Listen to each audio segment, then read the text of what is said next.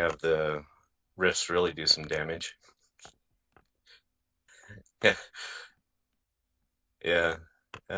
But those are the only ones I have that I could put in that slot are Planar Shift and Voodoo Doll, and I don't necessarily know that Planar Shift would really do me much in farming the insane. Exactly. Yeah, yeah. But yeah, it's that build, and then my Supernova Bastion Denial build that I just use everywhere.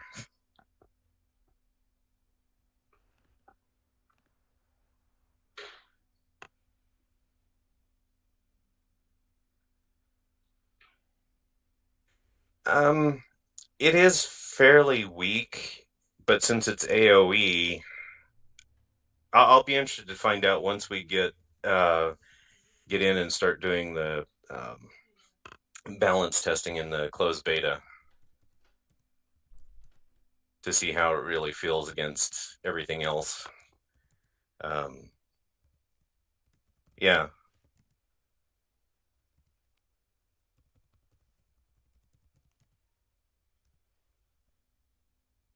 hmm and do damage to themselves at the same time. That and I don't have the sets all matched up because as I said, this is the whale that you gave me all the random stuff on. Yeah, the random done. So it's like, yeah, well, at least I get bonus for height advantage.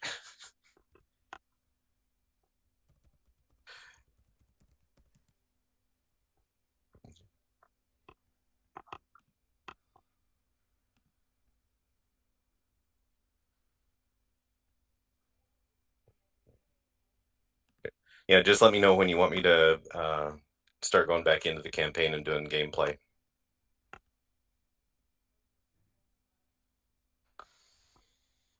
Uh, Playstyle wise, my favorite is the the Supernova Bastion Denial one. Uh, Aesthetically, so yeah, so this is my favorite to use, and then let's see, which one was it? Yeah. Um, let's see. No,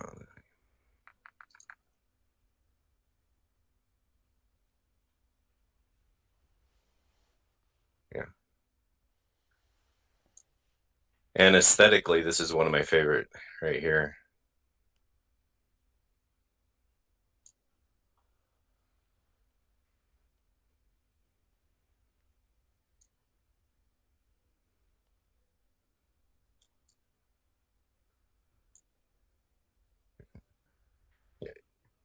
Yeah, for me, the only thing that would make it better is if he were more of a blue rather than reds. But that's because blue is my favorite color. So I mean, but I've got him as a background now. Yeah. Uh, let's see. This is Shinji Black. Yeah. Oh yeah, and that's one thing I was going to mention. I think I or did I put that in that some of this the font for the names is kind of hard to read when you get H's and K's. It's really hard to tell the difference between them.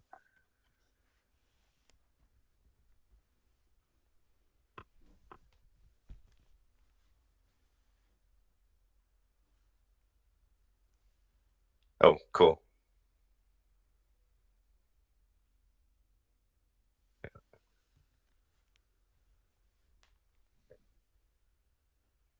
Yeah. Yeah.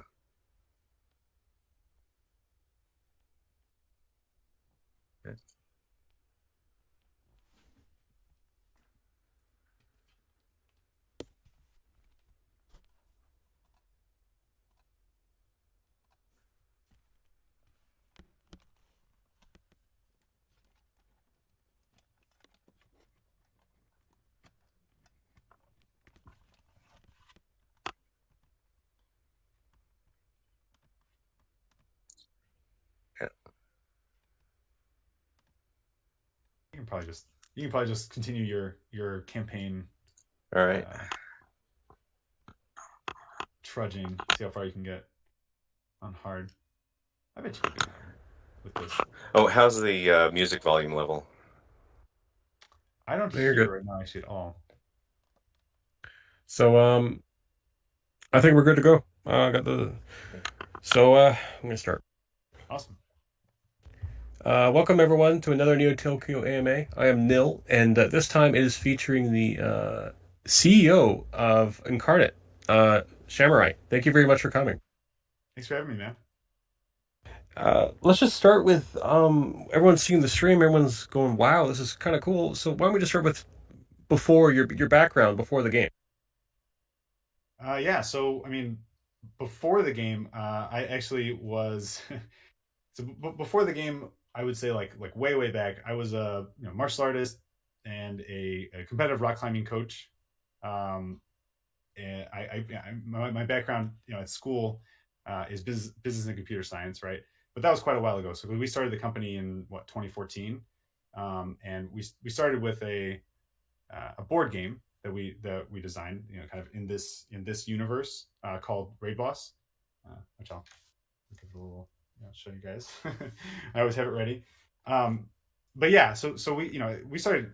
It's been quite a while that I've been doing this, and the game itself, Incarnate, was born probably. I mean, the idea for it was maybe like 3 years ago, and then we started really working on it a couple of years ago in earnest. So where did the idea from Incarnate come from? Yeah, I mean, the initial idea was kind of funny. It was just like I loved Magic the Gathering. I loved Dungeons and Dragons, and Final Fantasy Tactics and games like that. And so I was like, man, I feel like there should be a game. Dude, this is like way original. There should be a game where you mix those two things: Final Fantasy Tactics meets Magic the Gathering, right? And so we went through this iterative process where we had cards. You had a hand, you had a deck, you had cards on the screen, and we basically like kept cutting it down, cutting it down, cutting it down. I always knew like the core concept that I really wanted and I really liked about what we were doing was this mixing, right? Where you have, three parts to your character. In our case, a mind, a body, and a soul, and then you could mix them. And so, if I introduced 5 or 6 classes, it would exponentially grow the number of combinations and the number of opportunities that people had to make really cool builds. But yeah, it really just came from games that I loved. I think a lot of people just that's what they start from. They say, well, what am I good at? What do I like? Let me make a game. Let me make something around that. And I guess I'm halfway decent at convincing people that this is a good idea because I got the rest of the crew on board, and that's how it started. Why don't you speak a bit about of the rest of the crew, if you could? Yeah, so our founders, Sean, as I was telling you guys earlier, I met playing World of Warcraft. He, former Microsoft developer. He's our CTO. Dirk, our lead designer. He's a one of my best friends from college. We went to IIT together. Just a really talented, competitive. You know, Play competitive Hearthstone and other card games like that.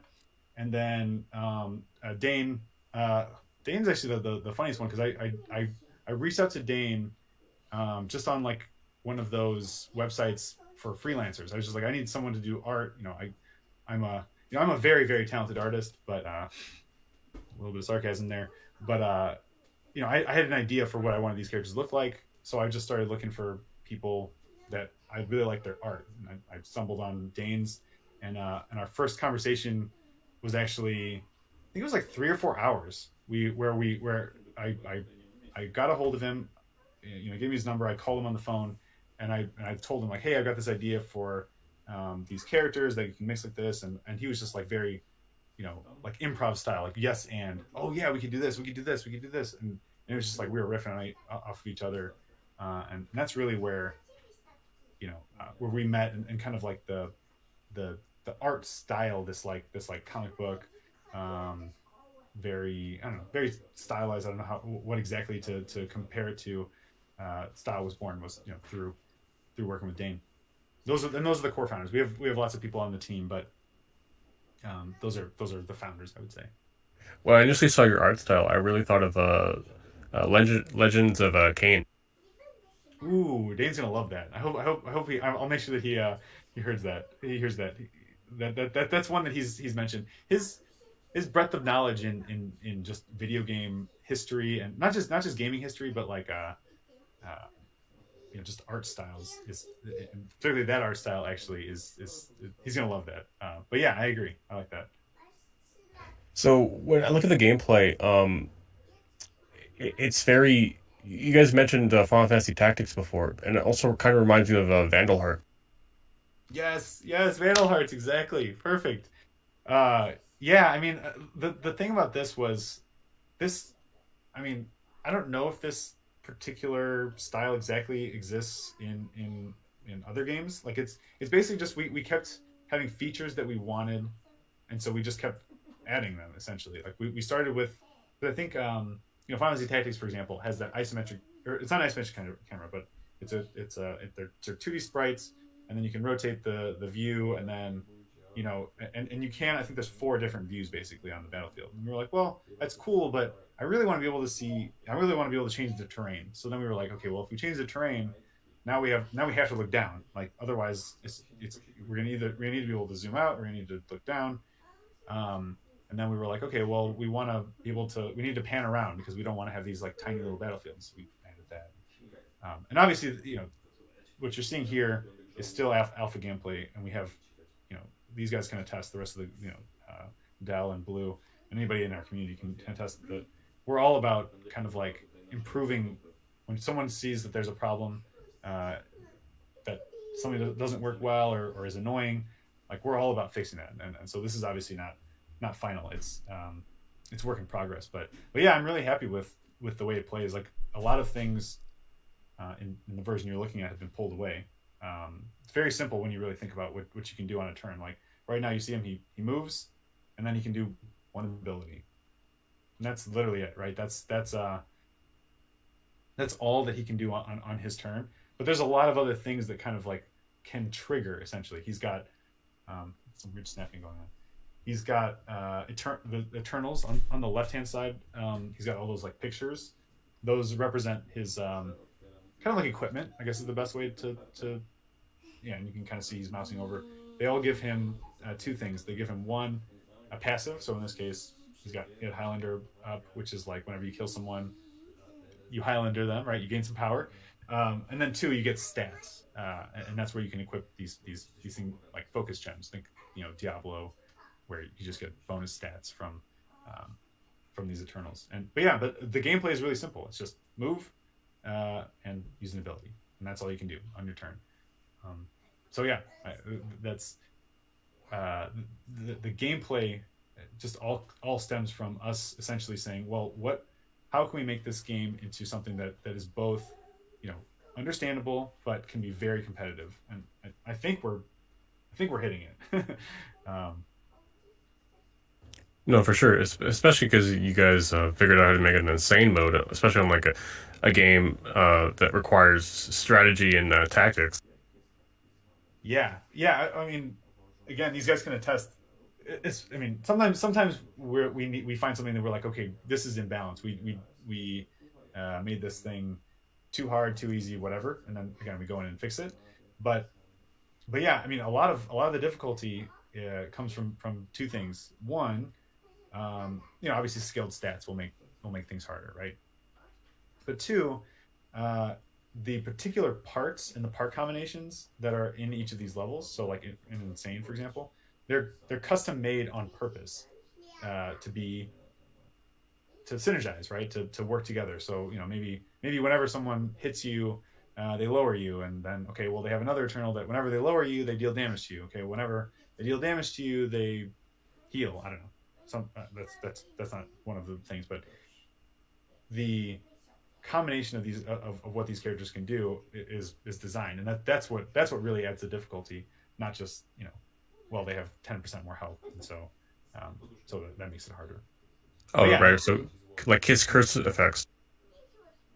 exactly. Yeah, it's exactly the curse effect, right? So like as a player, if you're getting cursed and your team is all about like survivability or something like that, what you're going to find is that okay, well, this team that I've made that I use for everything else doesn't work because it's all about healing, and these guys every turn are cursing me, so I need to find another strategy, and that's where people are going to find are going to have a lot of fun, and maybe reach out to other people in the community, um, content creators, streamers, their friends, or just figure it out on their own. Like, okay, well, how can I solve this? How do I get past this team that's either maybe they're one shotting you because they have really high multipliers. Well, you need to hit them from far away. Maybe they're getting too high up and you need to lower the terrain. Whatever. Um, and so right now he's showing a mini boss, and I won't give away too much of the story because there's actually a bunch of story around these characters. But the mini bosses are basically like uh, these fights where you're fighting a, a single more difficult enemy and then a bunch of enemies that are kind of they're minions or whatever. But the bosses are these kind of large scale boss battles. Like they're one of them, for example, and maybe this he can bring this one up, is just like one big I guess lady now with a giant hammer, and she smashes a big section of the battlefield and lowers it to the lowest depth, and then puts like these acid pools that zombies spawn out of, for example. And then another but one is like a giant wall that's lit, like a huge wall with cannons on it that's firing, you know, mines um, and these discombobulator rays, which like steal your character's properties. So like each of the big boss battles, those feel like, I don't know, like World of Warcraft fights, like an actual, like it's a full. It's very very different than just this. Is what I'm kind of getting at. Right. So you can't really just like in these more tough fights, you can't really just like roll your face on the keyboard and win. Exactly, exactly. So like I mean, my favorite one, and I think a lot of people are gonna some people will agree with me that it's fun, that it's like their favorite one. Some people are gonna be like, man, this is like the hardest one is the aura boss fight, the judges. Um, so that boss fight is like an interesting chess match. Um, and it's funny that I say that because this, you're seeing that it's kind of like a 3D chess, but what it is there are these chess pieces on the battlefield, and they have a range, and they can't be damaged. And when you go into their range, so like think, a queen can go in every direction, a knight can go, in all the L shapes. When you go onto one of those spots, they will automatically, no matter, like outside of a turn order, just attack you, right? And they'll teleport. They'll basically like knock you off of the board in a sense, and they put you into this kind of like pit. He's going to show you in a second, actually, right here. This fight is so fun because sometimes sometimes you'll just forget. Like if you click on, I don't know, click on the queen, sure. So you can see if we go into any of those spaces, right, he's going to be instantly attacked by the queen. And they can only attack once per turn, but they can essentially chain. So like if the queen gets into the middle of them, he'll attack all three of them basically. And the whole fight is all about dealing with them, but then killing these books, and then locking the pieces onto the spaces where you kill those books, so you can actually take out the well. It's like a very, I mean, I've definitely never seen this in another game. In another game, I don't want to toot our own horns, but Dirk, I mean, killed it with this design. So cool. Um, so yeah, just all that to say, basically, we have very uh, different fights across all the difficulties and all the levels. No, no, for sure. When I look at this, it really does remind me of how some WoW boss fights are set up. Yeah, exactly. That was I think the first time we really felt that was when we designed um, the Boreas boss fight, where it's the giant wall. Because literally every turn, what it does is it's got a grinder, and it's moving towards you, and it puts an ice wall behind you, and it's literally just trying to crush you, and you have to try to kill it before it crushes you. Oh, that sounds terrifying. Terrifying, but it's really fun. So sometimes you're gonna get owned by it, but in a For world where sure. people are playing in a world where people are playing Elden Ring, like, come on, you guys are Yeah. fine. So it's crazy that this has been an IP since 2014. Can you tell me a bit of the history before, like, just like the history from 2014 to present?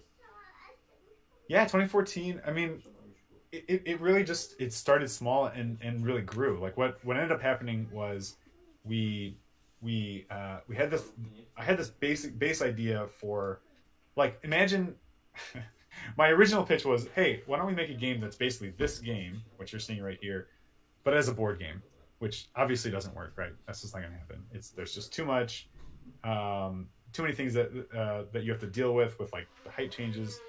And so we were like, okay, well, actually this should be a video game. Let's make this into a video game. I'm a video game, or I'm a computer science and business major. I've got friends that work in the industry. I was like, yeah, let's see what we can do. Like really small indie project. And then I don't know, we just kind of lucked into some crazy stuff. I ended up talking at GDC, giving a talk at GDC in 2014 because we got connected to this company Somatone, who wanted to give a talk on the way we were going to do the music. And so I ended up, you should have seen the build that we had. It was not it was nowhere near like this. It was like, the the simplest, tiles moving around on the board, very very simple. And here I am at GDC, my first year into even starting this company. And so yeah, we just gotten lucky in that initial phase, got some momentum. And yeah, and for a while we focused on, okay, well, let's get the board game out, let's get this IP like feeling strong, so we have the characters and we have the designs and everything. And in the meantime, we started building a team. And then yeah, and we decided, like I said, a couple of years ago, that we were going to do the hero collector uh, model, basically for the way we were going to run the game, because we thought that it just fits so well. Like this, there's so many characters you can make. There's so many um, pushed around. There's so many different ways that we can do this, and I think that the best way to get a big audience was going to be like, well, let's make it so it's free to get involved. And then you can earn anything that can be anything that a player can basically pay for. You can essentially, if you play long enough and you do well enough, you can get those things. And so that's kind of how we got to the hero collector design. And then maybe about a little over a year, like a year and a half ago at this point, we decided, like, okay, wow, NFTs are literally perfect for, everyone kept asking us for trading. They said, hey, can we trade our characters? Can we trade our Eternals? Can we trade our focuses, right? And we were like, well, we're nervous. There's been some times when this didn't work out perfectly for, like Diablo is an example. But NFTs just were perfect. Like they were just, oh man, nice that you got them live. NFTs are just perfect for this. So we thought, you know, let's not just try to cash in on, like, on this. Everyone is hyped about NFTs. We thought to ourselves, why are NFTs so cool? Why is it going to really change the way um, games are played?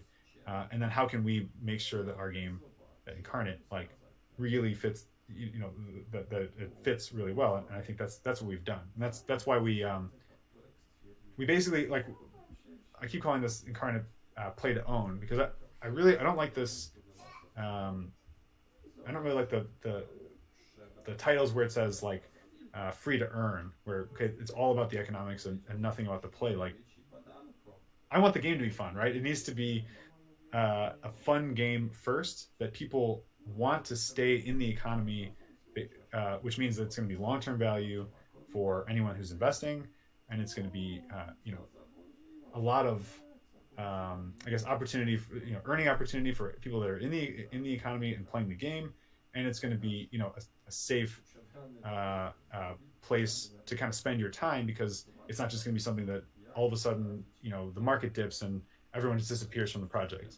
And that's I think what a lot of, I guess I'll say, traditional gamers, I think, are nervous about with NFTs, is they're seeing that, right? They're seeing, like, okay, well, this game is not really, it's not really a game. It's just a place. It's just a place where I can trade my digital characters, and then that's all I care about. So if that's all you care about, that's not going to be a fun game. So we started with make the game first. The game is what it's all about. This is where you want to spend your time. This is where you want to meet your friends, um, uh, talk shop, make cool builds, be involved for the long term, and that's how you're going to get a uh, that's how you're going to have a great game, but b that's how you're going to actually build a really good economy, and that's important for it was really important for us, I guess. So it's crazy that you guys have kept on this IP for since 2014, and I actually heard from Max that you guys initially were going to come up for the Wii U. That's funny. Yeah, yeah, yeah. We had talked about. So again, this was like a GDC connection. We were at GDC, and I I forget what this game was called. I won like I can't remember what this game. It was like birds. It's like a bird battler, and we like we're gamers, so we went and played this game, and it was a Wii U game, and we won. And so we got hooked up, like connected with the Nintendo crew, and they were like, "Oh yeah, this concept looks awesome. You guys should bring this to Wii U." And we were like, so we actually got like verified essentially on Nintendo, like way before we were ready for us to actually to like get this game out to people. But yeah, I mean the reason the Wii U would have been really cool is, I mean, and this is funny you bring this up. It's so long ago, but it's got a nice big screen, and it's it would feel nice to rotate around and kind of like zoom in and zoom out. I mean, we even played. We talked about um, doing it for like VR. Like actually, Dirk was like super hyped on getting it on VR, and I still think that like he said it's like the best experience floating around as like the floating head and hands in I mean, I'm sure it's really cool, like if I'm not gonna lie, but and I don't want to rule it out, but what it kind of came down to was like, okay, what's something that we can definitely do and deliver on now, which is PC and Mac, and then eventually mobile, and where is it going to have the biggest you know uh, number of players that are gonna come in and love it, and I think that we made the right decision kind of coming here, coming in that going in that direction. No, for sure. And I also heard you guys were like going straight to mobile by the end of the year for this on this, right? We are well, so we will definitely be pushing out, like I don't know about end of year, as in we will definitely have uh, uh, okay, well, I guess mobile. So we iOS is kind of always the question right now with all the stuff with NFT games. We will definitely be on mobile, um, but yeah, the I think this is going to be awesome on mobile because um, well, and we've tried it actually. We've kind of like done a build, and we Unity is amazing, which by the way that's what we're building in. Makes it really easy to kind of do those things, and really the only holdup is making sure that the UI and the UX is rock solid for mobile, because small buttons, and my screen is only this big. I need to be able to move around and feel comfortable. And so like the big benefit of our game and going towards mobile is that obviously it's not like at least for the PVE, it's not like, okay, I only have 5 seconds to do something. It's not like a real time strategy, right? Um, but yeah, I mean, and then you being able to zoom in, zoom out, and move the camera around, like those are the things that we have to like really really carefully tweak for mobile. And so basically our step one is this mint, right? That's coming up on April 6th for the pre-mint, and then April 7th for the mint. Step two is right after that, basically, which is the I guess 11th reveal, and then April 12th, getting people in and getting mass feedback, getting lots of players feedback, what works, what doesn't, where does it crash, fixing those bugs, and then hitting the ground hard for mobile after that. Well, release and then mobile. I'm curious on the Mint. Do you guys rely on it selling out for you to continue on with the production of the game? No, the mint is so this is actually a great question because we I had a lot of people ask me, well, what is the main purpose of the mint? Why do you want to do the mint? And there's two things. Number one, obviously we want to raise funds. We want to do lots of cool things. But actually, the biggest thing, we have uh, investors. We're working on an investment round right now. The biggest thing about it is hype. I want people to know about the project. I want people to be excited about the project and to kind of like start to build momentum so we can get lots of players, so we can test, so we can have the best game we can essentially. So no, we're not reliant on the mint selling out, or yeah, to be solvent and to actually continue, like regardless of we definitely won't, but we could sell zero of these and be good. Well, that's actually pretty positive, honestly. Some projects that I know of rely on like a 50 to 70% sellout just to continue their game or to remain solvent, and I just don't think it's very sustainable in the long term. No, that's definitely not. That would be I would be a bad CEO if I would. Oh, okay, I don't want to like throw anyone under the bus here, but I definitely would. I wouldn't feel comfortable doing that. I'll put it that way.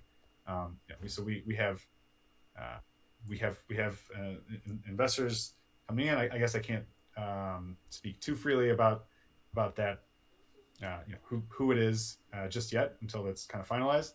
But we have some names you've probably heard that are coming in for the investment round. So, and that's regardless of how we do on the mint. And I do think that the mint's going to be quite successful. Like I think we have a lot of interest in our smaller Discord, and we have a lot of people that have told us that they're super psyched to pull a lot. I'm impressed by some of the numbers that people have told me that they're gonna grab.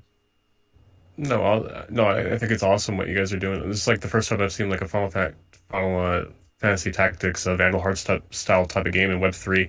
And I definitely think you could storm the market with this, especially with the actual gameplay, where all these games are like promising games like a year, a year and a half, and now from mint.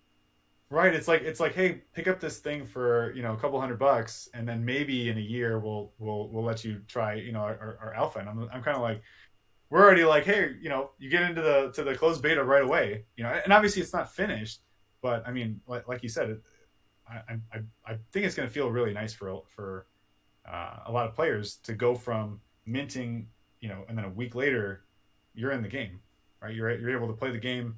You're able to yeah, to actually like feel like, okay, cool. I made this early investment in this company. I think that they're interesting. I like what they're doing. So I went in, and it's not like, okay, well, now let's see what happens in 6 months or a year. Like, I think that's gonna be nice. If I as a user, that's what I would want. Hmm. No, for sure. It definitely shows very I mean, it shows respectfulness to your community. Plus, it shows you definitely know what you're doing regarding spacing out content and spacing out how much stuff that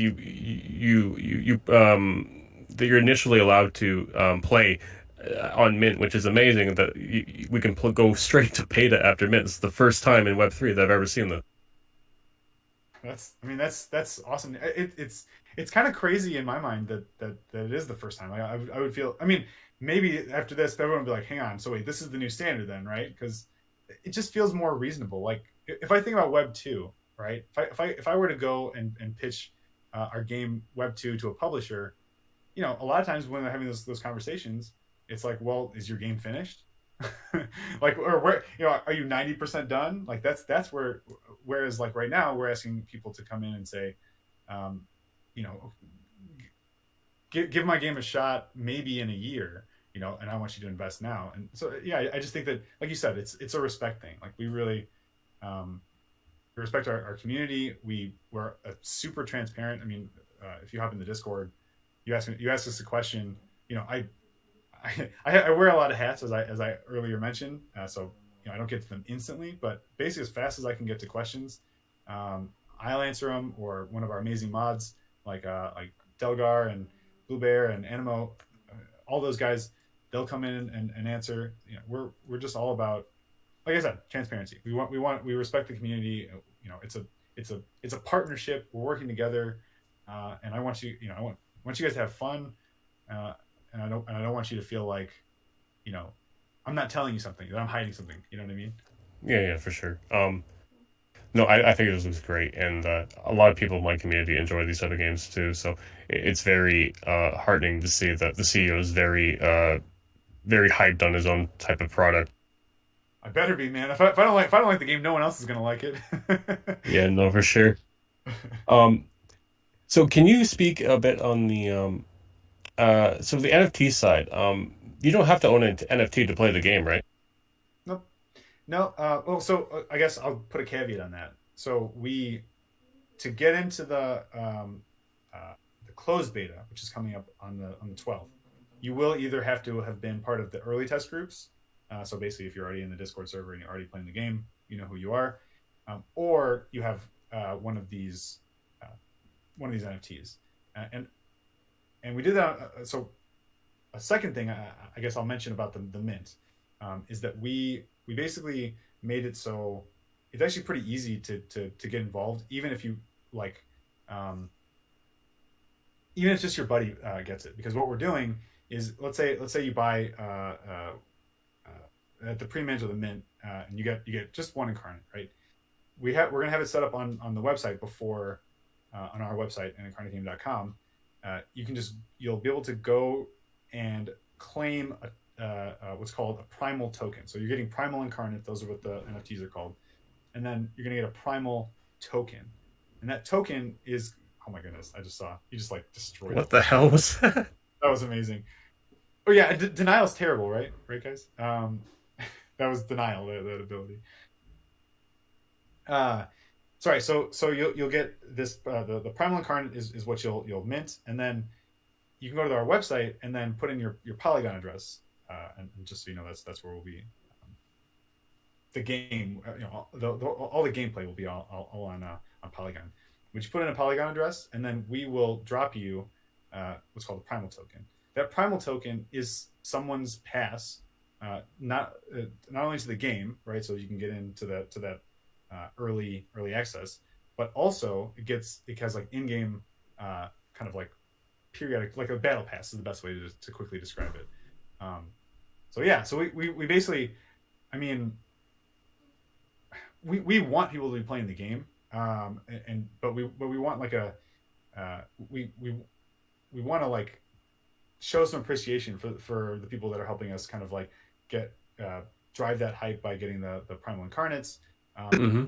giving them like access to the game early. But then beyond that, so the reason I said no initially is after that you don't need an NFT to play the game at all. You can just make it, once we're at open, or if you're part of the if you have a primal token and you don't want to get any a primal incarnate, you just play the game, and then we will be incentivizing you by giving you kind of like these like in-game currency that can convert into tokens that you can sell. They're called seal fragments, and they're called creator seals. So people will on their own probably want to get involved and get in the NFT space, but you don't even have to have a crypto wallet to play the game. Oh, will there ever be PvP in this game? Yes, 100%. I'm so right now we have well, we've kind of put it on hold right now because we want to make sure that we get this part as polished as possible. But PvP is going to be a massive part of this. We so The things that are going to be really cool about PvP are that I'm really excited about. I guess are I guess three things. One, it's turn based. It's going to be real time. A lot of games like this don't do real time. It's like asynchronous, which it's very interesting as well. But it'll be real time. It will be on these really on these very intricate and different battlefields that you're seeing right now. But you'll be able to like export replays of your games and then kind of like step through it in real time. Which the fact that we built this is kind of insane to me. It was like um, one of our developers is, it's kind of just a genius, to be honest. But he was like, well, I made an MVP for how this could work, and then we were like, wow, wait, so hold on, so you can step through and rewatch a game? He's like, yeah. And I'm like, well, could you send it to somebody? He's like, yeah, you could just send them, this a JSON file, and then open it up in game, and then you could replay. Let's say we had a world championship match. You can replay the world championship. Oh, I want to see what happened. Turn 34. Scrub to that point. Watch the actual replay. So yeah, we have big plans for PvP. It's definitely going to be like, I'd love this to become an esport, and I don't want to say that. I don't want to say like this is our focus is going to be making it an esport, because step one for esports is build a Build a good game. yeah, PvP, and obviously you need PvP, but of course you also need like a community that's really excited about PvP. And so once we have that built, like our plan is to make this into like esport.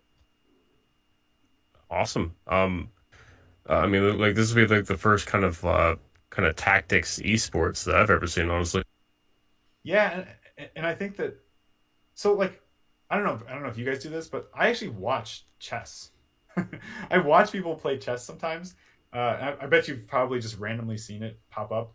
But there's a lot of it's just they're funny streamers, or they're really talented. Like I watched Hikaru, for example, and that's essentially direct PvP and chess, and it's really exciting. Like, I'll watch like not the like really slow long 3 hour games. I'm talking about like speed chess where it's like 5 minutes or something. Hmm. That's I think we have kind of like those notes essentially. That's what the game is gonna kind of feel like, because like right now, you're watching Dell play, and if he makes a mistake, you know, if he's super overpowered, whatever, he won't get punished for it. But if you make a mistake, in game, and it's close, it can instantly turn the tide of the battle, and those moments are going to be so exciting. You know what I mean? And that's what people like about esports. What they like about watching League, or Hmm. StarCraft 2, or whatever whatever you're watching. And especially with the tiles that change depth. Can you go over a bit that on that? Yeah, yeah. So like I'll just use this situation as this scenario as an example, right? So I mean, right now no one has any height advantage, from what I can see in this setup I'm looking at right now. But basically, like if you were picturing people are, two characters are level. I'll go through like all the like different things that can affect your damage, right? If you're behind cover, and someone attacks you and you don't have any other special modifiers or eternals, you take 50% less damage. So massive damage reduction. If you're behind a wall, you can't see them. You won't be able to attack them unless you have some type of AOE or some type of special ability. If you're if a character is one, let's go 2 tiles above someone else. Okay, each tile gives them a 10% bonus to their damage. Okay, so if I'm attacking from above, I deal 20 from two above. I deal 20% more damage. If I'm attacking from below, I deal 5% less damage for when I'm below. So being above somebody makes a big difference, above or below in attacking. It's really important to get the high ground, and you can see that can be affected in real time. So he just attacked him. He lowered the plane. They both each now have cover from each other, and then I guess the other thing to note is that there is a floor that you can't go any lower than the floor, and then there's a ceiling essentially that you can't go any higher than. So, and there's quite a bit of difference. Like you can see, those of you that are watching, he just shot across the entire battlefield with, was it fall line or pyroclasm? Oh, pyroclasm. Okay, but so there's some abilities that will like shoot you across the entire battlefield, and dig a big hole, for example. Hmm. So, position, and the strategic use of your abilities to make the battlefield, advantageous to you or disadvantageous to your enemy is really important. So, yeah, like I said, there's like this game has like I always say like infinite or possibilities. It really, really is like that. I mean, like chess has can be quote unquote solved, I guess. But like a game like Go, for example, I don't know if you're familiar with Go.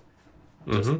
there's just too many combinations to even. It's just impossible to solve. I think that's also true of a game like Incarnate. I mean, many video games, right? I'm not saying that this is particularly special for us, but what is special is that it you've built your little squad to give you your your possibilities, right? And so what your moves are going to be, and you can see what the enemy's moves are going to be, and based on how well you understand each other, if in PvP, let's say, is going to determine who the winner is, and not it's not just going to be like, well, I've got the most expensive guy, so I win. I paid the most money, so I win. None of that. Obviously, like buying one of these primal incarnates, right? What these characters are at the mint. I guess I'll talk a little bit about that specifically, since I'm talking about um, the strength of your characters is what's particular about them is that we've basically chosen 125 specific builds, right? So we've taken a mind, a body, and a soul ability, those three that he's got in the left corner over there above his character. We've picked three of them that synergize well, that we think can synergize well, and then we've picked three Eternals. So in the top left corner, you can see that he's got or I guess five in this case, five pictures. There's six slots if you've got a fully maxed out character. We've chosen three that synergize with the three ability parts, and so like they're kind of just, and then we've given them two gifts, and that again synergize with that. So these are just they're a character that is achievable in the game, of course, but it would take a lot of work to get to a lot of knowledge, right, and a lot of work to get a character kind of this caliber. And obviously, they'll have the title of primal, which it's kind of like our Genesis title. But um, you know, something I always like to tell people before when they're thinking about the mint is that they always ask, well, does this make my character stronger? Is my character just inherently better than everybody else's character because it's part of this? And the answer is, you know, no, they're not. They're not just better. They're gonna be um, it's like a well constructed magic deck, right? If you think about it that way, like each of the cards in the deck can have different varying value. Some of them might be really cheap but very good for the deck. Some of them might be really expensive and pretty useful for the deck. It's a lot like that. Like we've built you a really solid character, or 125 of them in this set. And so any of the characters you get are going to be strong. They're going to be they're going to be they're going to synergize a lot within their own build, and they're going to be fun to play. That was the other thing. We want to make sure, like, with 16,000 different combinations of characters, or I guess 8,000 if you don't count the male and female. There's a lot of builds that are like, meh, they're not that great. They work pretty well, but they're not like awe inspiring. And there's a lot of builds that are really cool, and we've kind of taken the time to say, okay, well, what's a fun, cool, strong build, and then just put them into the mint, the primal echoes is what we call them. No, I think it's crazy cool what you guys have built. It's pretty much Magic the Gathering chess with tactics put into it. Yeah, exactly, man. It's I mean it's the dream. Like all things that I love. Like I love chess. I love Magic, and um yeah, it's just, I mean, I like you said, it's you were saying it was cool to see a creator that really is into his own thing. And I mean, like I play this game on my in my spare time. Sometimes I'm just playing just for fun, not to even test anything, and that's I think really important. Like I think if you're not interested in your own game, um, again, Well, yeah. this isn't everybody, but from my perspective, I love that I love what I'm doing, and I don't see this as like a short term project. Like this isn't like, oh, cool, well we'll do this for a year and then I'll go do something else. Like this is like I love the incarnate universe, um, and I think that it's I think it has legs. Like we we literally just And again, nothing has come of this yet. I can't promise anything of this, but we just started conversations with Netflix for for something in this. Again, I can't speak too much about it, but yeah, it's I love what we built, and I think that I think a lot of people are gonna dig it too. No, yeah, for sure. Do you have a favorite build you have, like skill wise right now? Oh, I think I'd say my favorite. I guess I'll go with parts, and then I'll kind of like talk about the combination. My favorite part in the whole game right now is Aijutsu. I just love what it does. Aijutsu, it's a God, it's epic. Yeah. Nizari epic soul. So that's the bottom one. Um, the soul is special because it has no cooldown. It can be used every turn, no matter what. The other two always have a cooldown. But Aijutsu, what it does is whatever way you're facing, um, it kind of like shoots you in that direction, and it teleports you. I think it's like five spaces or six spaces. I forget the actual number. We've changed it a bunch of times, but it shoots you forward. And then I love pairing that with counterattack builds. So, because what ends up happening is you'll get attacked, and then you face them, and then you teleport towards them, and then now you're behind them, and they're like, okay, that was annoying. And then someone else attacks you, and you turn face them, you teleport towards them. Um, I don't know. That's my. I just love seeing those things. But I think I'll speak to Dirk's probably favorite. Dirk loves our clones, our whole clone system. And there's a whole build where what's cool about the clones is on your side as the player that has the clones, you can tell which one the clones are, right? They're kind of like this deep blue, transparent shader. And Hmm. then on the other side, you can't tell. You don't know who, or we're working towards it. I think there's a couple scenarios where you might be able to suss it out. We're fixing those, but you shouldn't be able to tell who it is. So, and then there's like a bunch of abilities that make it even harder. So, like at the beginning of your turn, you'll switch places with one of your clones, and then one of them is your clones can take more than one hit because normally they just die after one hit, and they can counterattack. But so then if you put all this together, you put that with Aijutsu. Now your clones are all are all taking a hit and then teleport attacking people that attack them, which I think is just it's just hilarious. Like I love that shit. Sounds like retaliate kind of ability. Yes, exactly. Yeah, it's And yeah. here's Here the you go. thing you were talking about Contra now. before, the yeah, like this big Contra thing. This is what I was talking about. This is the giant wall that's literally coming to try to kill you. It's trying to smush you. Uh, this fight when we first did it, oh my god! Like before you figure out the strategy, this fight's pretty intense because it's a big change. Like the first fight, the first boss battle. I don't want to call it standard, but it's a much simpler to understand fight. Right? You go in. There's one boss that's standing there that you can deal damage to, and there's a bunch of minions you just don't want to die. Right? This one, all of a sudden, you've got these three parts to the contra wall, and they have different ability. You can see it, different abilities. The wall freezes you if you're next to it. That he's next to right now. He just moved away from it. And then I'm waiting for a minute to hopefully not too strong against this guy. Okay, he didn't one shot it. Um, he's gonna drop these discombobulator uh, rifts, and if you step on one of those, you're teleported to a random spot on the battlefield, which can be really bad. Uh And a construct, so like a robot guy with your soul, whatever your character's soul ability, appears, and now you have a new enemy.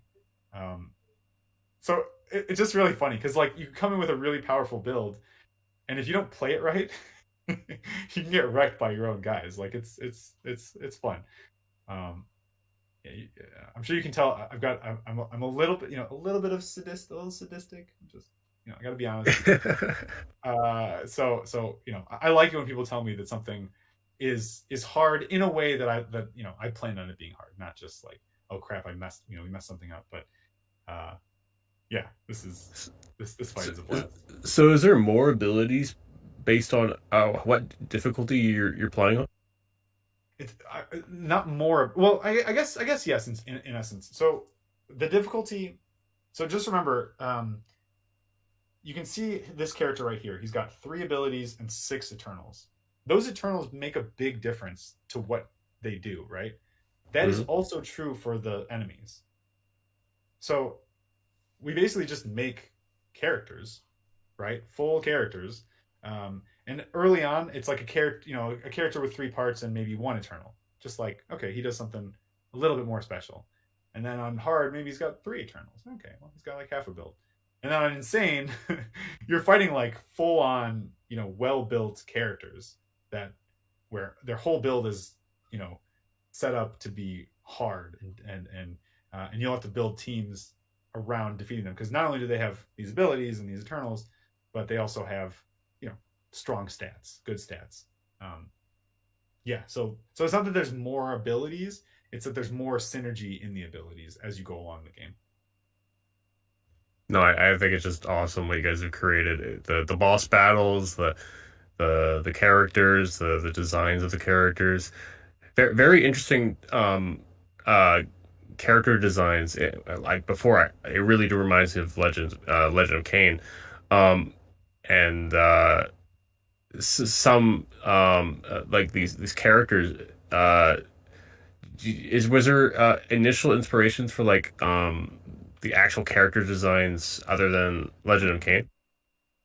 Yeah, I would say that when we were first having those conversations, when I was talking to Dane, our art director, about like how we were going to do this, a lot of it was we had a concept for a character. I was like, okay, I'll use like the my favorite designed character, the Archon, right? So the Archon, if you look at um yeah, this character, right?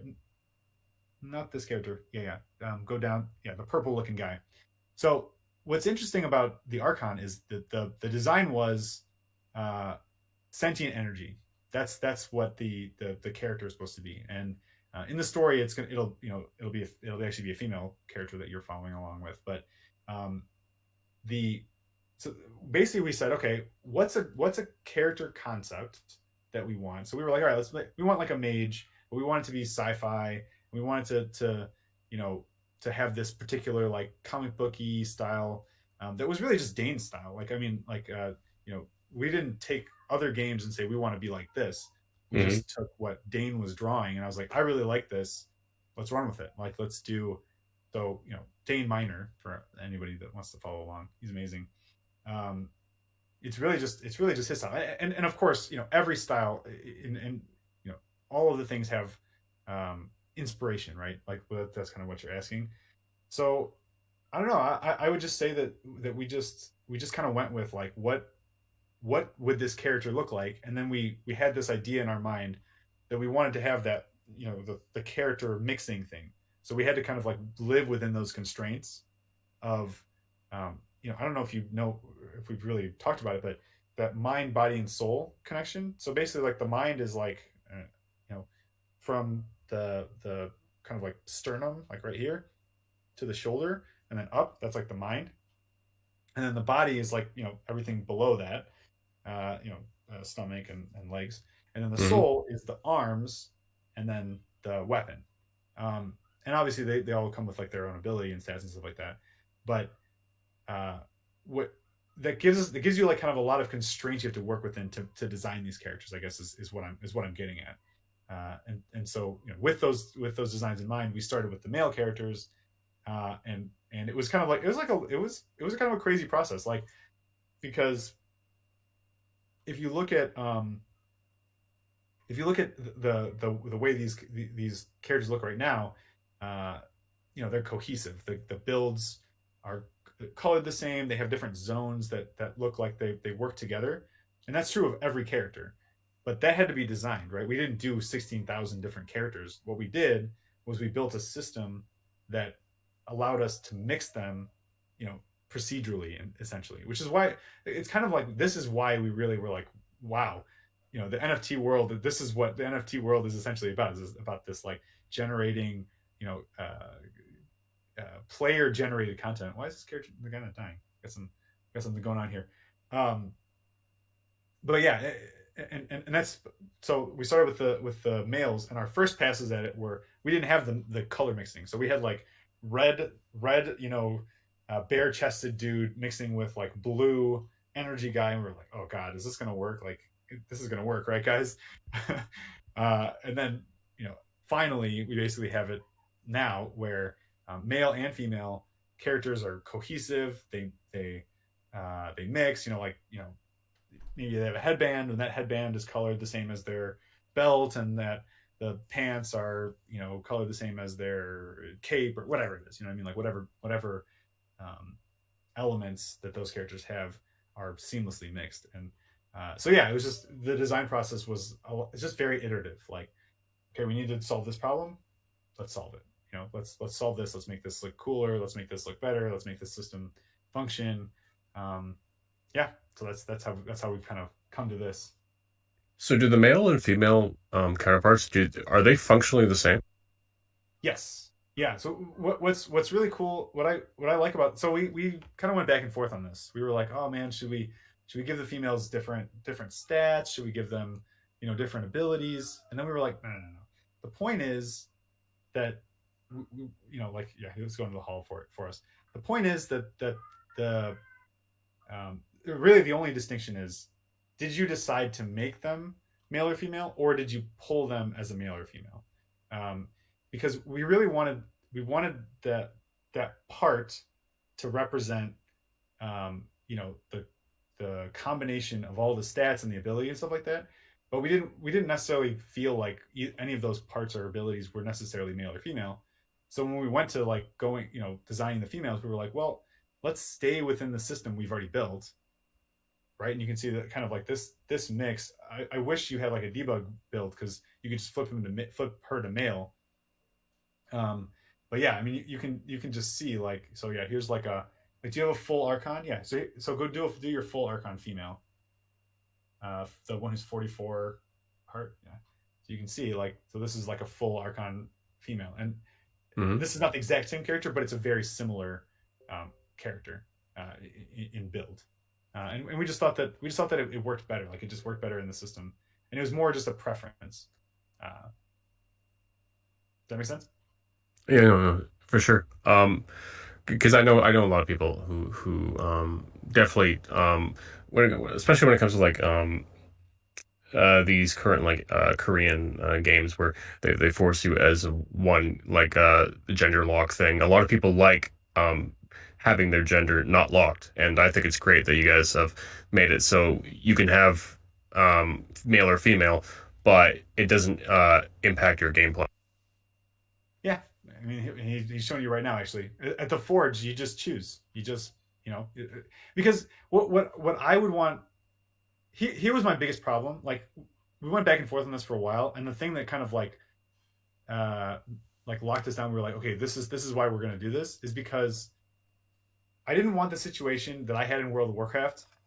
Um, I don't where I like a lot of my guildmates made the decision to be a gnome because of that particular gnome The ability. intellect buff, yeah. Right, exactly. And that's what would happen with male or female if we were to do, kind of make them different stats wise or abilities or anything, right?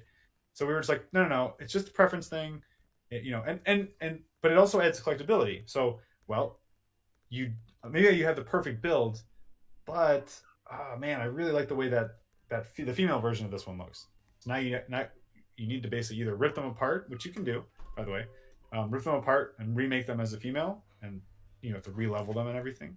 You could do that, or you go out into the economy and see if someone else has built something similar, or just build one yourself. Like it adds. We thought it only added and it didn't take away, and we felt like going the other direction would have takeaway essentially. No, for sure. I mean, what I'm seeing is you guys have so much set up. You guys have you said replay. You guys have a full module game. You have character models. You have an amazing UI. It's not incumbent. It's not too flashy. The art style is very my style. Yeah. It's very comic look. I love your artist stuff. It's amazing. Like if you want to give me his link later, I can give it to my chat and they can check his stuff out. Like, please give my props to your artist because he did an amazing job on your everything. Will do. Yeah, his head's gonna get too big. I feel like I keep giving him too many props, so I don't know if I can pet. I'm just kidding. But yeah, in all seriousness, like, um, yeah, it's amazing to be at this point. Like, because like you said, we started this so long ago. At this point, oh my god, the animation we Oh did. God! Oh no! God, what the? It Her cracks me head? up. Did her head just like go 180? What was that? So okay, go to okay. You gotta show them the mail. You show them why this is happening. So go show them the mail. Yeah. So in the mail, oh man, The you know, mask reminds me of Bionicles a bit. yeah, yeah, kind of actually. But in the mail, like if you just no, don't do it. Oh god. I Yeah, don't like know. Oh God, my neck. there. See, but you can see it like works fine with the mail, right? And so again, there's a lot of like procedural stuff that had to be done to make all these things work. And so when they did that one, this didn't work. So we're replacing that animation. And a couple things I'll speak to actually. So this scene is one that's kind of like due for an upgrade. And actually, the whole UI. So the UI right now is this is like stage two, but we're right now in the phase of designing like wireframing the new design, and oh my gosh, it's gonna be so nice, so modern, and you guys are gonna love it. Like it's sick. And once I have like more than just wireframe, I'll and that's something we do in our Discord. I show them to the community and let people know. Yeah, No, check it no, out. for sure, for sure. We'll definitely have to look to have a follow up AMA once you guys get everything after mint. Hell yeah, hell yeah. All right. Um, I gotta I actually lost. Oh no, it came back. Uh, I actually have a question about your community. Are you worried about how kind of small your community is right now? And do you guys have a plan, like marketing plan in store? Yeah. So the short answer is no. I'm not worried about the size of the community. We have a marketing plan working with AMG. We have a bunch of like kind of connections like these. I'm going to be going kind of like on an AMA spree, talking to a bunch of different communities, getting them involved. We thought it's important for it to be pretty organic. I think it's possible to get a huge dump of people, but we're really looking for people that are going to be interested in the game long term, interested in getting involved in the mint. Um, Hmm. so yeah, so the guys at AMG, I mean, you've met Maxwell. He works internally, but works with AMG.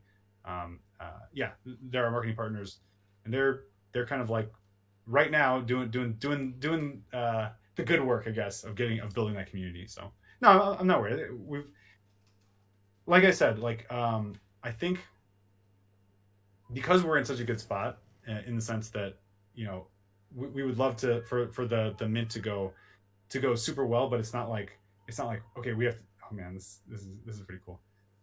This is a Sorry. cool map. Yeah, yeah. Well, each world is very. This is like Stu did put these together. Oh, can you get that shot? I don't think you can because I think you can't raycast through that. Kind of unfortunate. I should make that part of it on. Oh, you got it. Yeah. Uh, yeah. No, I think we're in a good spot. I think we'll have a solid mint. We have a lot of people interested in the pre-mint, and like I said, we have a lot of people that are interested in getting way more than I would have guessed in the mint. And I'm hoping that we'll get like a lot of organic growth. Talking to groups like you guys and other groups, um, guilds, gaming guilds, stuff like that are really interested. No, awesome. I just got like about two more questions before we cap off the AMA. Sorry for taking over an hour. Can you talk a bit about how your token's going to work? Sure. So the Fate token is governance utility token, ERC 20. As I mentioned before, we're going to be on Polygon. So those things to start off. Well, if 250 million is going to be the. Sorry, one second. I'm losing. Can you guys hear me? Yep. Hello. Okay. Yeah. Yep. Uh, sorry. What the hell? One second. Got it. Cool. Yeah. So 250 million is going to be the token supply. We're doing an investment round right now with kind of institutional and strategic investors um, that will take up about what is it?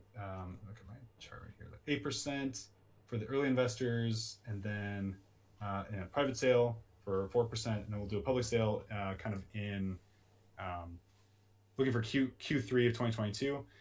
The things that it's used for. So what I think you guys are mainly asking about is um, is two main things, or I guess three main things.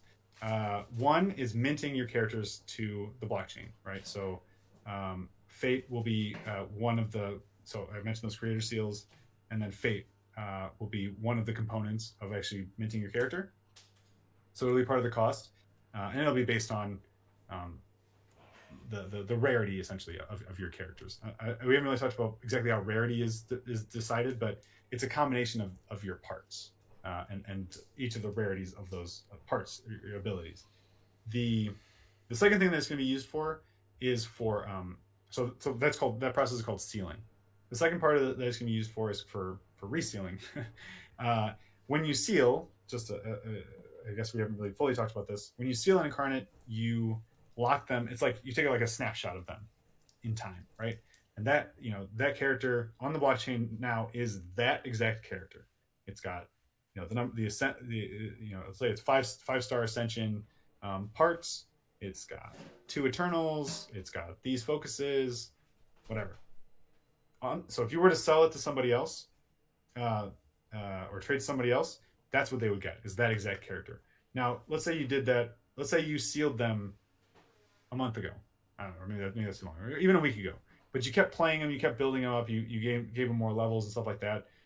Um, if you wanted to reseal them, right, to put that progress back into the character, you would need to do this process. And the same thing is true of somebody, the new owner. But in the meantime, you still like you can still be building that character. It just won't be reflected on the blockchain until you reseal it. The other one, I guess there's four. Then sorry, this is three. Is fusing. So you can fuse two characters that share parts, or you'll be able to share that share parts. So again, mind, body, and soul parts, and you can get unlock a cosmetic upgrade for the part that you want by fusing. So that's going to act. That's going to be two things. One, that's going to be what we use Fate for, or one of the uses of Fate.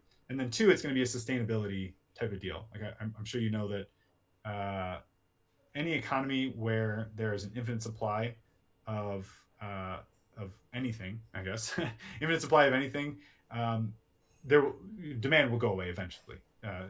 If there's only inflation and there's never any deflation of any resource, and that includes incarnates, then that would be bad, right? So one way is through this fusing process, and then the other way that we're pretty excited about, and this is it's in the roadmap. It's not done yet, but we're gonna have NFT death matches, and those are exactly what they sound like.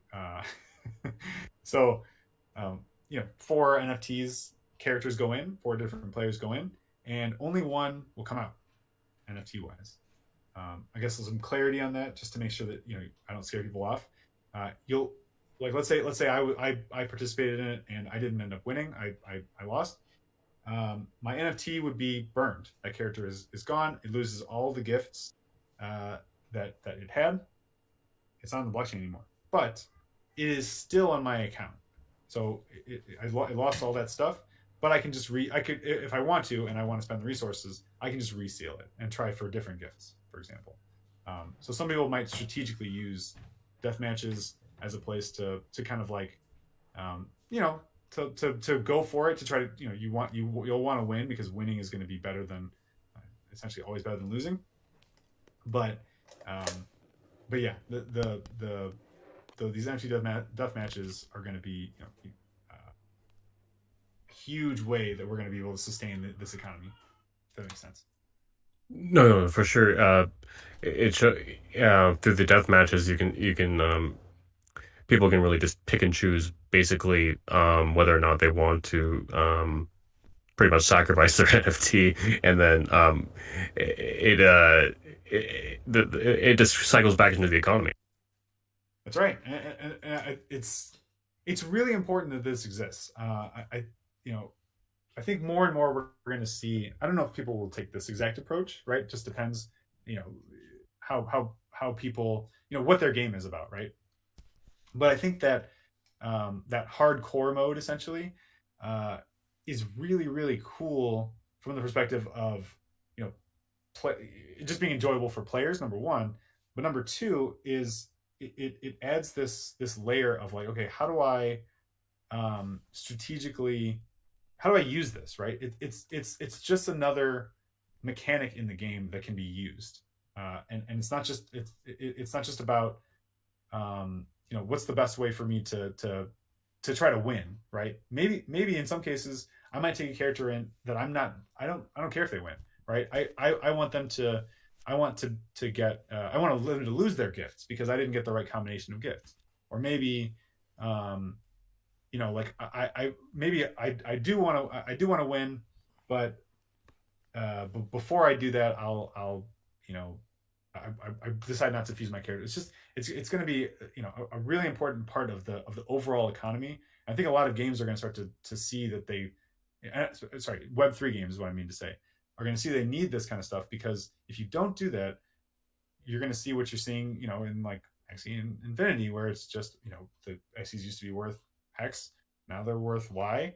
You're going to see it in games that are going to have really short lifespans because, um, like the players that are there to only earn, as soon as there's no, like they can't convert their time into value, they're going to leave the economy because A, it's not fun, and they don't have and there's no way for that to kind of like to change basically, without like, I don't know, some intervention that people aren't going to want, I guess, is the best way to put it. For sure. Um, just a more clarification on the deathmatch thing. Uh, People are wondering, what is the main purpose of the deathmatch? If you want to clarify that a bit more. Yeah, so I mean, the main purpose from a player's perspective, if I'm going in there and I'm thinking I'm going to go into the death match, it's because it's like our, every economy needs a power creep essentially. Think of it that way. Uh, and this isn't like happening.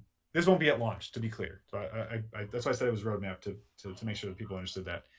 Um, but its point is essentially to make it so, like, people that are hunting for the best gifts, I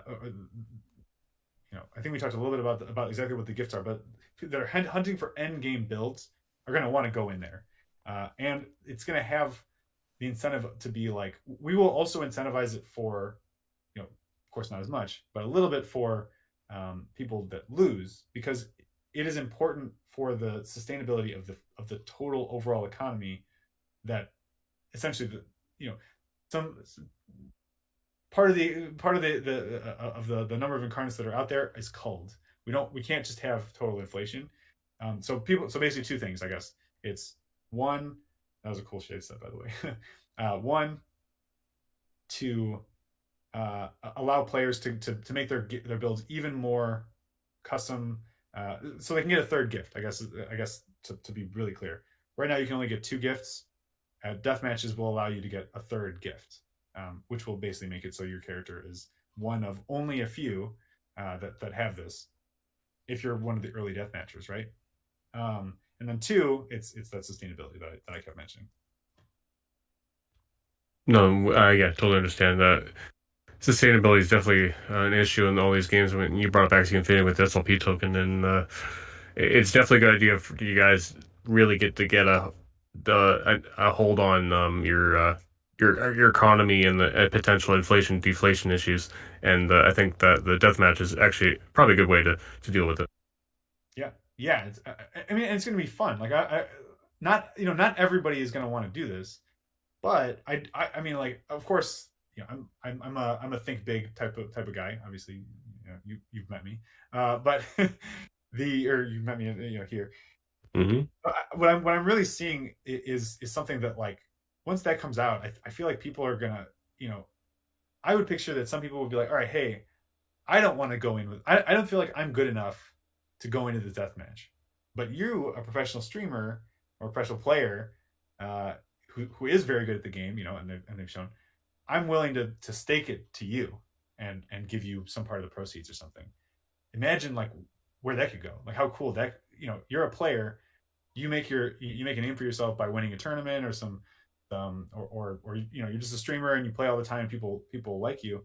Now you have a way for somebody who's got kind of a, an OP account, for them to lend you their incarnate, and to make, you know to make something for them and also for yourself.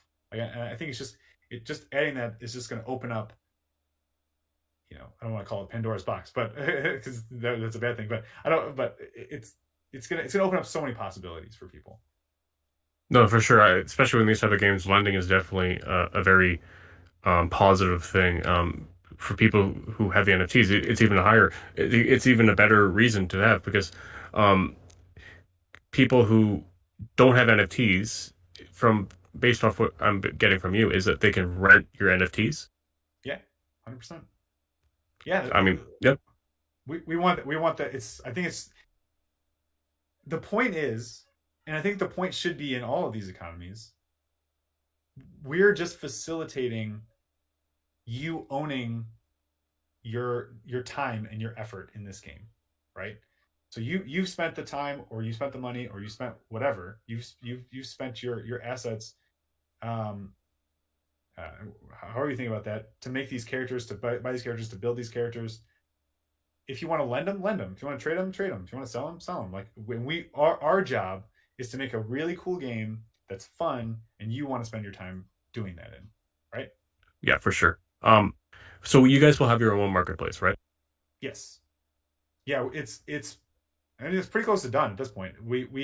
Uh, we're at the point where we have all of the, like, the Web3 integrations are all done, and we're just kind of like fleshing out, making the UI and the UX nice, basically, right now. But yeah, we'll have our own marketplace. Nice. Crushing. Look at that damage. Jeez, oh uh, man, that was a nice little finish. get wrecked. Yeah, so we'll have our own marketplace, but if you want to, buy and sell if you want to use OpenSea, or you know or a Dex, you can. What's going to be really nice about our marketplace is that you can, it's connected to our servers, meaning you can get, information about, more detailed information about that particular incarnate on ours than you can, like, easily on OpenSea, if that makes sense. No, I think it's like having a marketplace, and will there be a lending system on the marketplace? Is that where the system will be, or will it be P2P? Yeah. No. That's what I'm saying. Like, we're facilitating. Sorry, my 2-year-old is up. And Apologies. don't worry about it. Yeah, don't worry about You're in the background. I'll grab her in a second. I'll answer this question real quick. But yes, we plan on building. There we go. Hold on. 1 second. My wife just came and answered that. Let me just put a pause on that. it. No problem. I mean, what's better, guys? We got a gamer dad, and we got a guy who loves his game. I mean, what else better can you get, huh? Exactly. Yeah. So yes, we're building it into the platform. We want to make this something, that, those of you that get involved in the Primal Echo, sale, and the mint and the pre-mint, can use basically out of the gates, and that everybody's going to love, in the long term of the game. Awesome. I just have one more question before I let you guys go. It's been an awesome talk. The game looks awesome. Like this is alpha gameplay, right? This is not even release gameplay. I can't wait to see what guys look in for release, and I'd love to I don't know, like be like a host for your future AMAs if you guys ever need someone to talk for you. I'm down, man. Let's do it. This is great. This is a great Awesome. great conversation, by the way. Like, really great questions, and hopefully I didn't talk your ear off too long about with my answers, but No, no, no. The more that you can elaborate on your answer shows more confidence in your product. I mean, I am quite confident in the product, man. Like I said, I love what we've done, and hopefully, it seems like you're down with it too. So that's great. That's great to see. No, this is definitely up my alley. And I just have one last question for you um, and then I want you to answer a question towards us. It's gonna be a different type of thing. Um, Yeah. so basically, what is the 5-year plan for Incarnate? Okay, that's actually awesome. So 5 year plan for Incarnate is, oh, hi is my daughter saying hi. Hello. Hi, say hi, Athena. Can you give me a minute? I'm just answering a question, and then I'll come on. I'll come on and check it out. Okay, I'm good. Yeah. You want to give me something? Let's see. Guys, Nice. world's first NFT right here. No, amazing. Thanks, love. Tell her she can draw better than I can.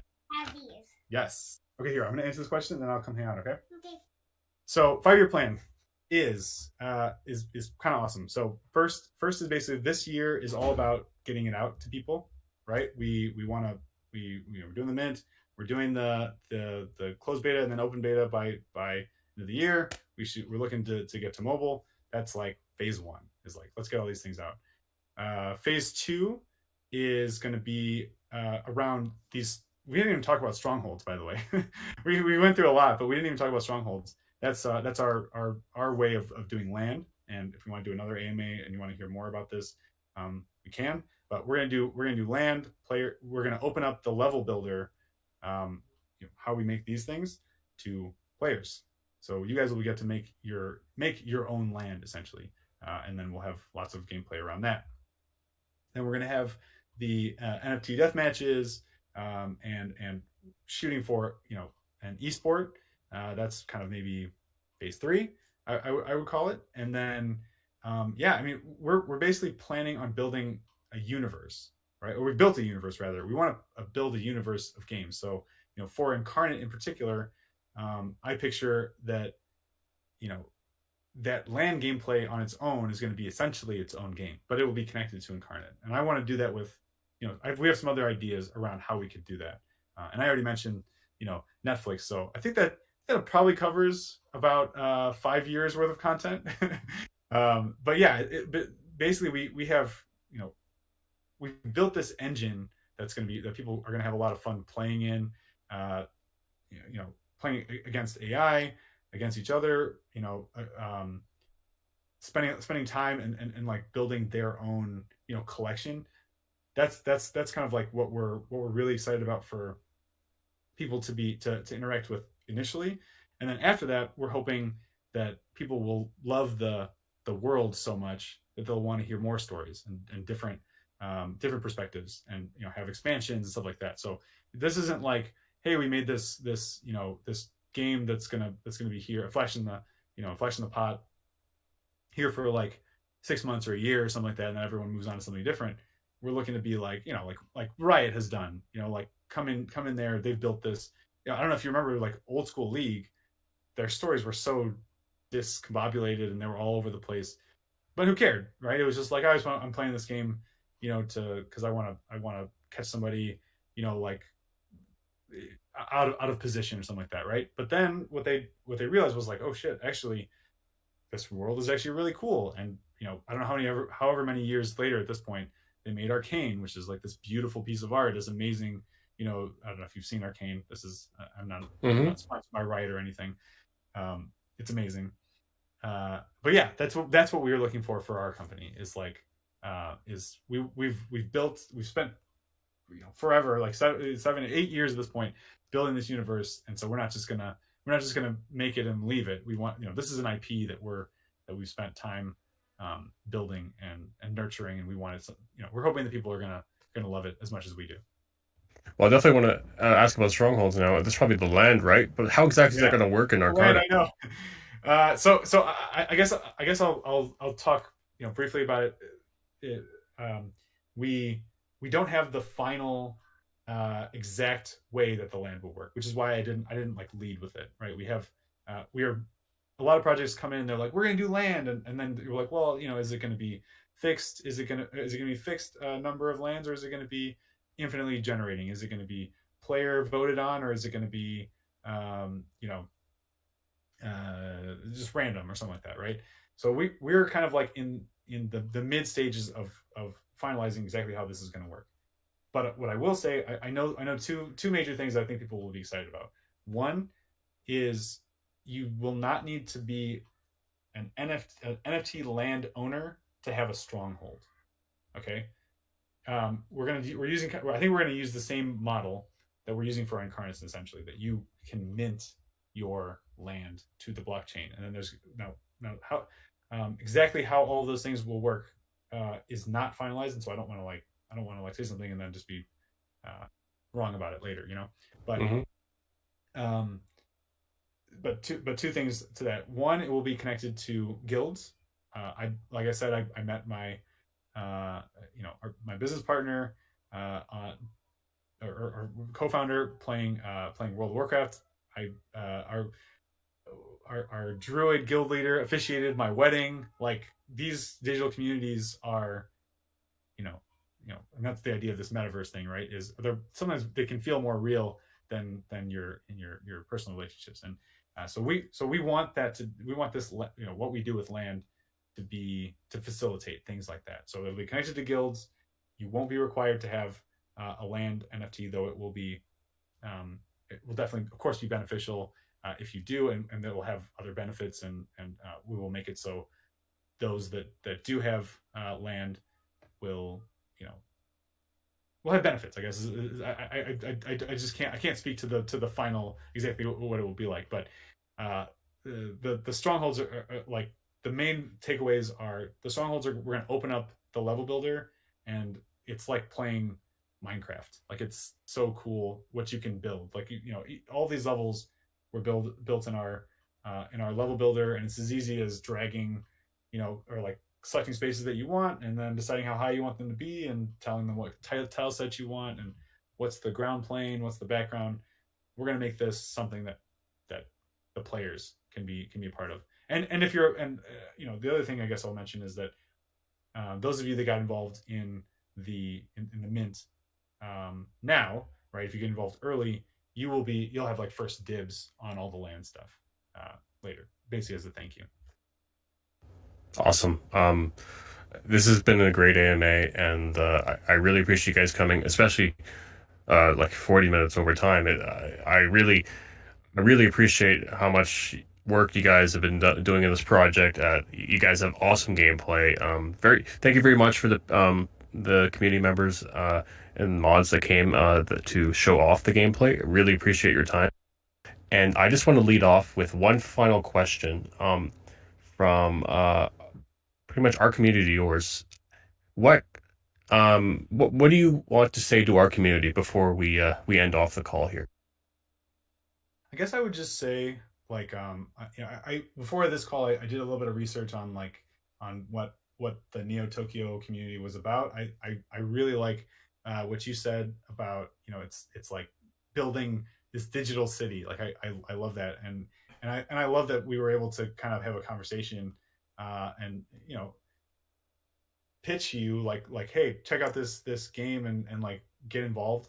Like, I love seeing that. So what I'd love to say, two things I want to say. Obviously, one is thank you for having me, having us, really, Dell and Blue, uh, hanging out and spending all this time here, and yourself, and all of you guys. Thanks for listening. But also, I'd love to say, like, hey, come be a part of the, let's be, uh, we'd love to be a part of your community and figure out how we can build those things. But I think that we share a lot of, like, the same type of value. So we'd love to see you guys in the incarnate, community in the Discord, obviously, as a part of, the upcoming mint, and but also the, just getting involved in the game. So, in short, I'd love to say, like, see you guys in game. Like, I'm so excited that we were able to just share what we're doing, and love to see the interest, and we'd love to see you guys,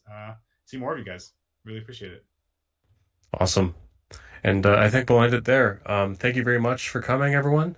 Tomorrow we have Zombie World, so don't miss that. It actually looks very interesting. So that'll be another Neo Tokyo AMA. My name is Nil, and I'm going to be signing off. Thank you very much. Awesome. Thank you guys so much. Cheers.